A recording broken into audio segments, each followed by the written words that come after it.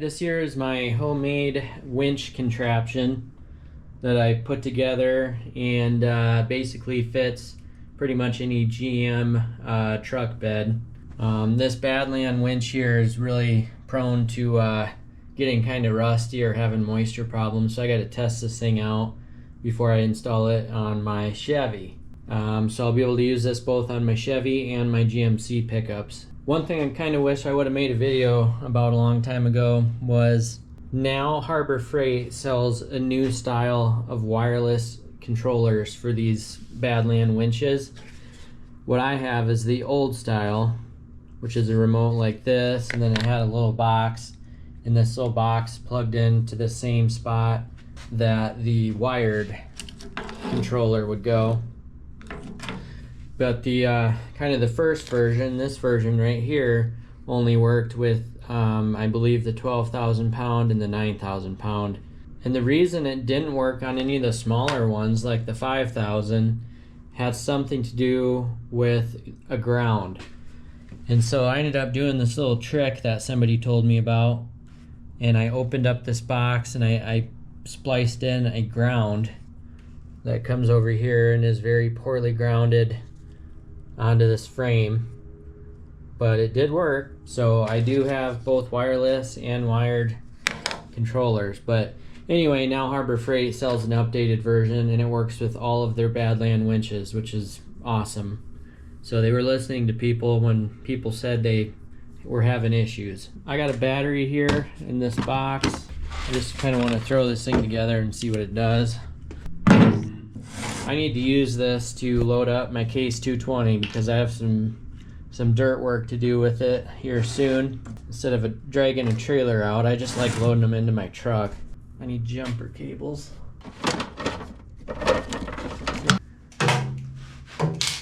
This is the positive. I made it this way so this sticks up. Positive goes on there. And you can pretty much put the ground anywhere on here, but since this isn't screwed in right now.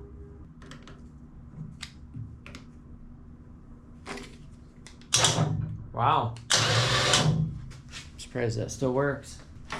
This thing sat all winter. My garage gets crazy humid.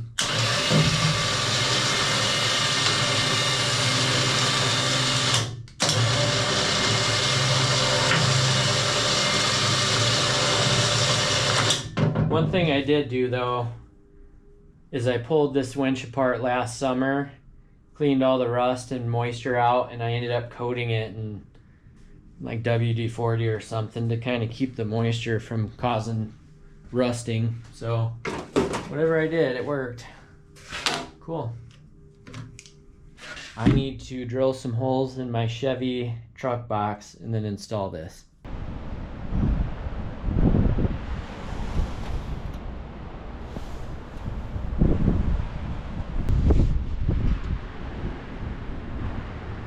Alright, so now that I have my winch hooked up in my truck, I decided that instead of just using jumper cables to power my winch, I have a new setup here that I want to try. And a long time ago, I think on one of the first videos that had my my truck winch, somebody had mentioned these cables, these 12-volt cables that you can easily connect and disconnect. And they have a bunch of different ends and everything. I decided to go this route because they are pretty cool, and I decided that instead of just, you know, getting power from the battery in my truck, I was going to try having an external battery, just for fun kind of. So basically I have a whole bunch of this cable. I have some more somewhere. I also went and got this little assortment from Harbor Freight. It's just got, you know, length of cable there, and then there's alligator clips and cigarette lighter and whatever. A lot of different things you can do with it. I got all that cable. I got a solar panel, a 25-watt solar panel that I've had for like 6 months, and I still haven't done anything with it. It's just covered in dust. But I'm hoping that this thing, you know, works halfway decent, because I got a battery that I want to basically have in the back of my truck, in the bed of my truck. And I thought it'd be really cool if this solar panel could charge my winch battery when I'm not using it.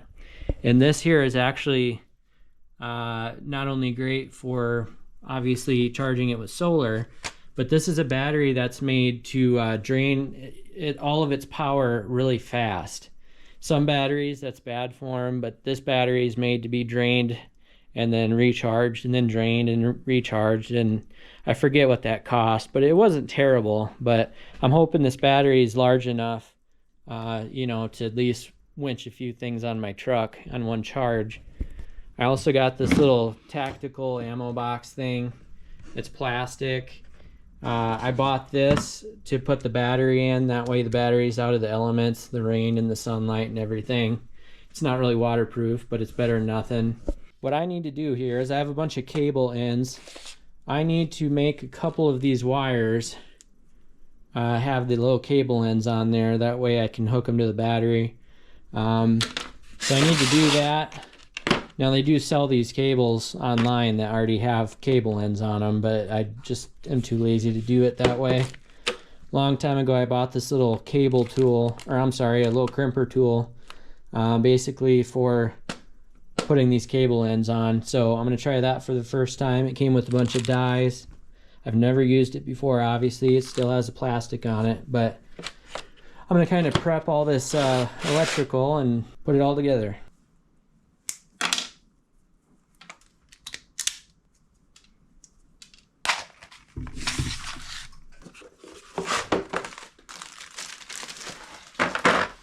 I actually think it already has the correct dies in there.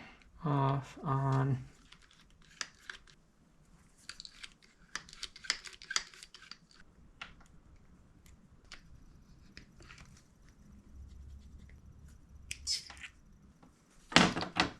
Not bad. A little bit of tape or some shrink tubing on the end of that. It'll look nice. This little thing has a lot of power. This does a far better job than I can do with, you know, a set of these, or, you know, even the cheaper ones that I don't know where they're at. But yeah, this thing does a pretty good job. That's not coming out of there. So same thing there. I'll put some heat shrink or something on there. It'll look good. So that's done. One for the battery, and then I need another one for connecting the wires to the winch. All right, so I wasn't kidding. I do have a lot of these. I just need another little section like this. But yeah, I got all kinds of different plug-ins, different lengths. This is an on-off button. You can put in a 12-volt socket. I got all kinds of weird electrical stuff in here. So basically, with the way this is kind of going to work, I can have two little short ends like this, one set connected to the battery and then the other to the winch. And obviously when they're both unplugged, I mean the battery one might do something, you don't want it to arc or anything, but since it's crimped off on the end like this, you shouldn't have problems with that. And then it'll be in the plastic case there, so shouldn't have any issues there. And then the other end can be on the winch, and all you gotta do is add a section in the middle. And it's possible, depending on the configuration, I might need a polarity deal, but I'll deal with that when the time comes, because not all this wire is lined up perfectly. So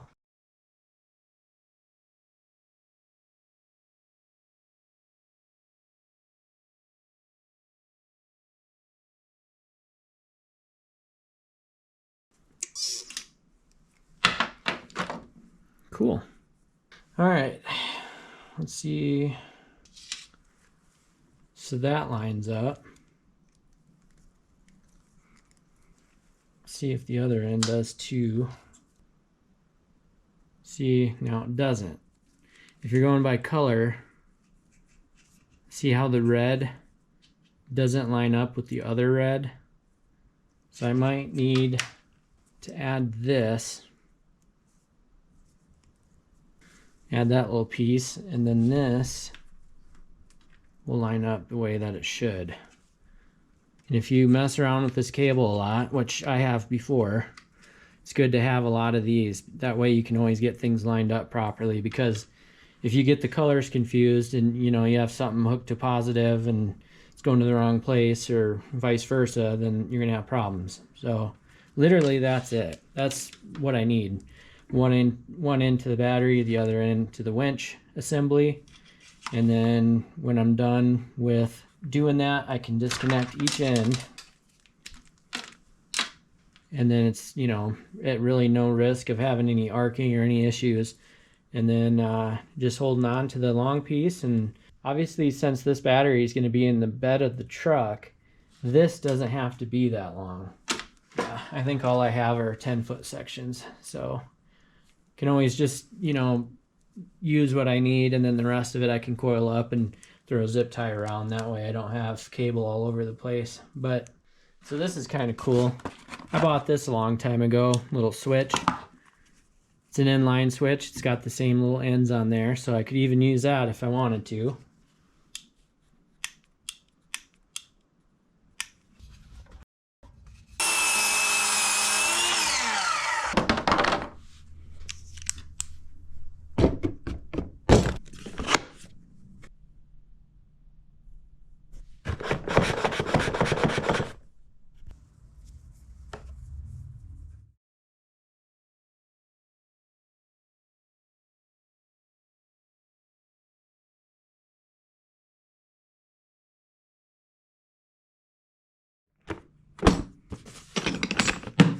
Alright, so I need to make some quick and easy support brackets that are going to go from the bar that my winch is mounted to.